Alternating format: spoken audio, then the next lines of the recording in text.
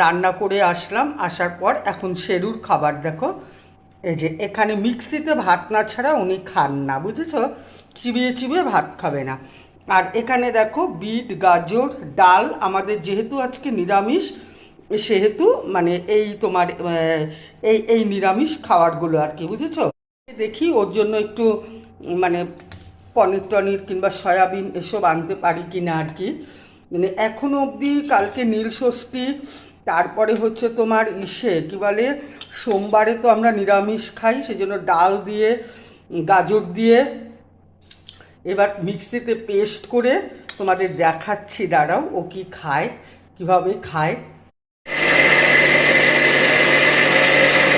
দেখো পেস্ট হয়ে গেল, সমস্ত কিছু পেস্ট না ছাড়া খাওয়ালেই বমি করে দেয়, আস্তে আস্তে ভাত বেরিয়ে যায়।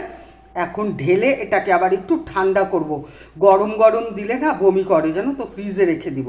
এই যে বন্ধুরা দেখো, এবার এটাকে একটু ফ্রিজে রাখবো, একটু ঠান্ডা হলে তারপরে খাবে। অনেক বায়নাক্কার খাওয়ার। এই যে দেখো এইভাবে খাচ্ছে, তাতেও কত কি জানো তো, খাওয়া নিয়ে এত ঝামেলা করে। এই যে এইভাবে সে তুমি মাংসই দাও যাই দাও সব কিছুই মাংস খাবে না, এইভাবে পেস্ট করতে হয় না, পেস্ট করতে হয় এইভাবেই, জানো তো। এই যে হচ্ছে মহারাজের খাওয়া, এই রকম করে খাওয়াতে হয়। দেখো পেস্ট করে খাবে না, দাঁতগুলোকে কিভাবে বার করলো দেখো। তাহলে রাখছি বন্ধুরা, টাটা। আজকে ওর খাবারটাই দেখালাম তোমাদেরকে।